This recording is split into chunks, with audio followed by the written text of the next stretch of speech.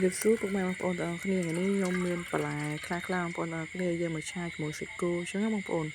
ហើយមានខ្ទឹមបារាំង1មើមនេះប្រូកូលីការ៉ុតហើយនិង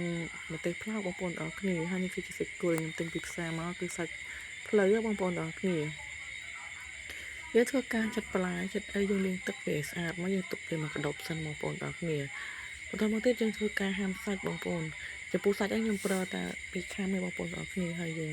ធ្វើការដាក់ខ្ទះក្តៅដាក់ប្រេងឆាអីចូលចឹងទៅបងប្អូនតាមធម្មតារបស់យើងនេះ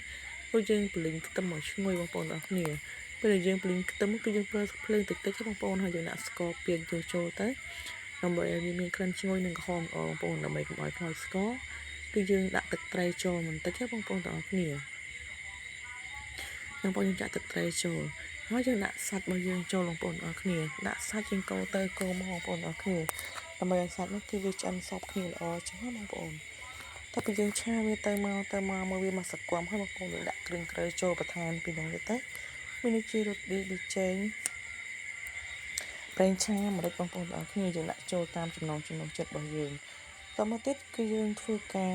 បើកភ្លើងរឹមដដែលបងប្អូនទាំងអស់គ្នាយើងនឹងថែមអំបិលមកចុកទៀតណាហើយយើងដាក់កូរវាទៅមកយើងឆាវាស្ងួតទឹកកុំឲ្យដាច់ទឹកប្រៃវាចោលបងប្អូនដើម្បីពេលយើងកុំឲ្យវាធំក្លិនគូអញ្ចឹងបងប្អូនទាំងអស់គ្នាបងប្អូនភ្លេងវាឈ្ងុយអញ្ចឹងមកហើយយើងដាក់ទឹកជាថែមបន្តិចបងប្អូនដើម្បីឲ្យវាឆ្អិនល្អហើយបន្លែដែលវាងាយឆ្អិនគឺយើងដាក់មុនបងប្អូននេះគឺការ៉ុតណាបងប្អូនទាំងអស់គ្នាតទៅដាក់ការ៉ុតឆ្អិនមកហើយយើងប្រើម្ទេសផ្លោកបងប្អូនម្ទេសផ្លោកនេះបើមិនចង់ឲ្យធំក្លិនទេបងប្អូនទាំងអស់គ្នាអាចឲ្យវាទៅស្រស់សិនក៏បានដែរបងប្អូនទាំងអស់គ្នានេះយើងដាក់វាអញ្ចឹងមកហើយឆាវាទៅមកត្រឡប់វាឲ្យវាឆ្អិនមកចាំយើងថែមប្រូកូលីចូលណាបងប្អូនទាំងអស់គ្នាប្រូកូលីនេះគឺយើងស្រុះទឹកក្តៅវាបងប្អូនដើម្បីឲ្យយើងឆាប់បានញ៉ាំអញ្ចឹងគឺលឿនហើយយើងឆាប់បានញ៉ាំបងប្អូនទាំងអស់គ្នាឆាទៅឆាមកបងប្អូនមកមើលតើវាមកហើយយើងដាក់